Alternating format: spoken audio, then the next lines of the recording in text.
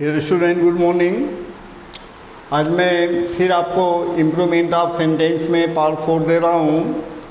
पिछले में 3 पार्ट दे चुका हूँ और हर पार्ट में 10 सेंटेंस है, लेकिन इसमें 6 ही सेंटेंस दे रहा हूँ। ठीक है, ये भी लगभग सभी कंपटीशन में पूछा जाता है। इसमें जो फॉल्ट होता है वह सेंटेंस के ऊपर डिपेंड करता है। इसमें सब कुछ ग्रामेटिकली सब कुछ देखना पड़ता है। जैसे यहाँ पर सेंटेंस आया, can you tell me why did you not speak the truth. तुमने सत्य क्यों नहीं बोला। कैन यू टेल मी, क्या आप मुझे बता सकते हो कि तुमने सत्य क्यों नहीं बोला। अब इसके 3 विकल्प दिए हैं, why did you not speak. तो why did you not speak A part हो गया। बी पार्ट में that why did you not speak, इसमें एक कंजंक्शन और जोड़ दिया। और तीसरे पार्ट में दिया why you did not speak. और चौथे पार्ट में नो इम्प्रूवमेंट। तो पहली बात, यहाँ पर हम वाई को नोट करेंगे कि वाई क्या है। वाई कंजंक्शन है या वाई इंट्रोगेटिव वर्ड है। तो वाई के बाद यदि हेल्पिंग वर्ब आता है तो वाई इंट्रोगेटिव वर्ड होता है। और किसी सेंटेंस के बाद इंट्रोगेटिव सेंटेंस बहुत कम आता है। और दूसरी बात, इंट्रोगेटिव सेंटेंस होता तो यहाँ पर क्वेश्चन मार्क होता है। इसलिए यह इंट्रोगेटिव सेंटेंस न होकर क्लॉज बना रहा है, तो ए पार्ट तो गलत हो गया क्योंकि वही है। इसमें एक कंजंक्शन दैट और जोड़ दिया, ये भी गलत हो गया। अब तीसरा है वाई डिड यू। जब क्लॉज बनता है तो उसका सब्जेक्ट उसके क्रिया के पहले होता है। तो यहाँ पर यू जो है वो डिड नॉट के पहले हो गया, why you did not speak. अर्थात आपका जो इम्प्रूवमेंट हो रहा है ये यू डिड के पहले होगा, अर्थात आपका सी वाला ऑप्शन सही हुआ। नो इम्प्रूवमेंट नहीं है, सी वाला ऑप्शन आपका सही है। ठीक है। अब यहाँ देखते हैं दूसरे सेंटेंस में, this is one of the important invention of this century. अब इसे हमें, ये देखिए स्पॉट एरर का ही पार्ट होता है। जैसे आप स्पॉट एरर पाते हो कि कोई स्पॉट एरर है, तो स्पॉट एरर अगर है तो स्पॉट में हम निशान लगाते हैं, तो उसमें केवल निशान लगा देते हैं। इसमें क्या होता है कि उसको इम्प्रूवमेंट के रूप में दिया रहता है कि इसमें से कौन सा सही होगा यदि यहाँ गलत है तो। अब यहाँ पर दिया invention of this century, invention दे दिया। यहाँ भी इन्वेंशन ऑफ दिस सेंचुरीज कर दिया, तो दिस को उसने दीज और सेंचुरी को सेंचुरीज में बदल दिया। यहाँ पर इन्वेंशन ऑफ दिस सेंचुरीज कर दिया, सेंचुरीज को फिर प्लूरल बना दिया। तो हमें देखना होगा कि क्या इसमें गलत है। ठीक। अब यहाँ पर रूल कहाँ से फॉलो हो रहा है, रूल हो रहा है वन ऑफ द मोस्ट। तो वन ऑफ द के बाद आने वाला नाउन प्लूरल होता है, ये रूल है।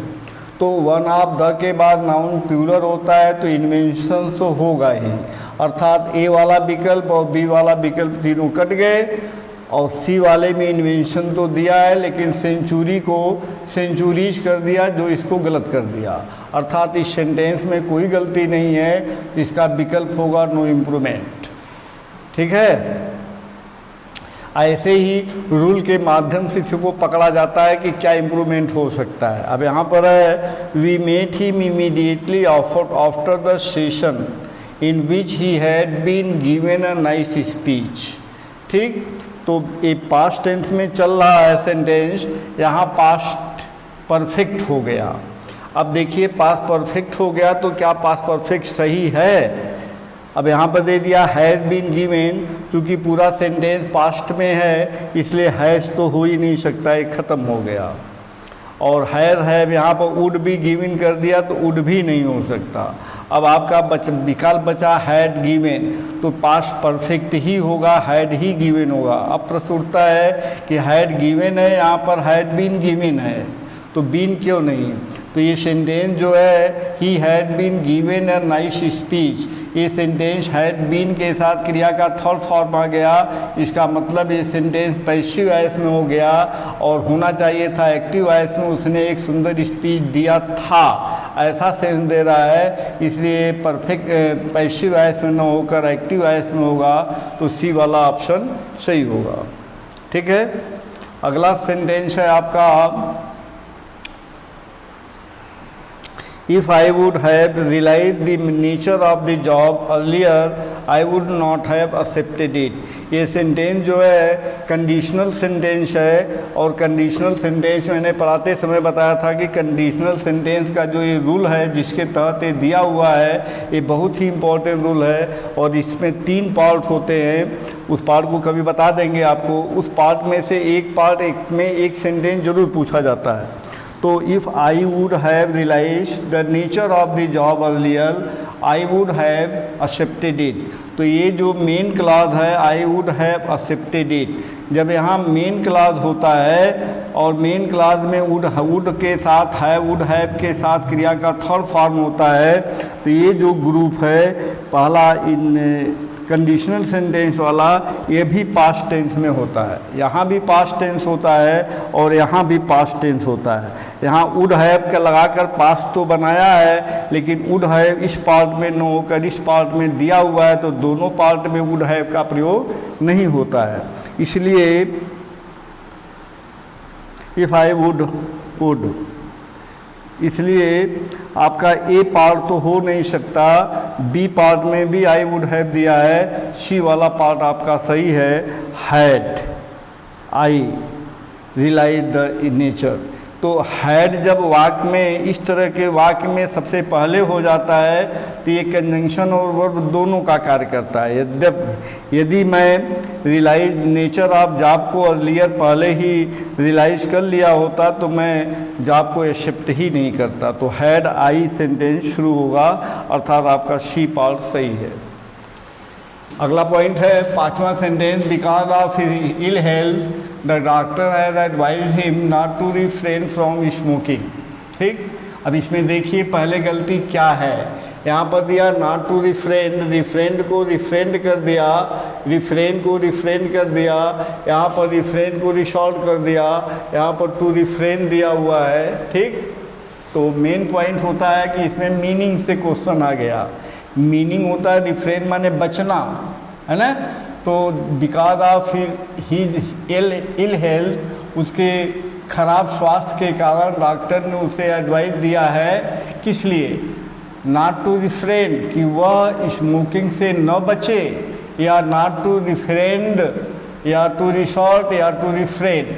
तो यहाँ पर रिफ्रेन शब्द जो है निगेटिव वर्ड है, और निगेटिव वर्ड के साथ नॉट का प्रयोग नहीं किया जाता है, इसलिए आपका सी वाला विकल्प सही होगा। ये advise him to refrain from smoking, कि उसे स्मोकिंग से बचना चाहिए। रिफ्रेन माने बचना।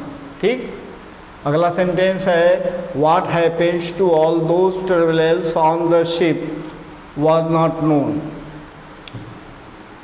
तो यहाँ पर हम देखते हैं कि व्हाट हैपेंस टू ऑल, उन सभी यात्रियों का जो शिप में थे क्या होता है, वाज अननोन, तो अज्ञात है। तो यहाँ पर जो है क्लॉज जो है, ये पूरा क्लॉज जो है इस वाक्य का सेंटेंस का सब्जेक्ट बना, और वाज यहाँ पर क्रिया है इस फ्रेज के कारण। क्योंकि किसी वाक्य का सब्जेक्ट जब फ्रेज होता है तो वर्ब सिंगुलर होता है, तो वर्ब तो सही है, हमें वहाँ चेक भी नहीं करना, हमें इसी जगह में चेक करना है। यहाँ पर दिया व्हाट हैपेंस टू, यस से हैपेन से यस को हटा दिया। इसमें क्या किया कि दैट और इज एक कंजंक्शन जोड़ दिया, और जबकि ये खुद ही कंजंक्शन है, और तीसरे में दिया व्हाट हैपेन टू। अब हमें देखना है कि तीनों में सही क्या जा रहा है। तो हम पूरे सेंटेंस के नेचर को चेक करते हैं। पूरा सेंटेंस पास्ट टेंस में है, ये प्रेजेंट टेंस में हो गया, ये भी प्रेजेंट टेंस में हो गया। पास्ट टेंस में आपका केवल एक ही विकल्प है, इसलिए यही विकल्प सही होगा, सी। ठीक है, धन्यवाद। आप लोग इसे देखो और शेयर और सब्सक्राइब करो।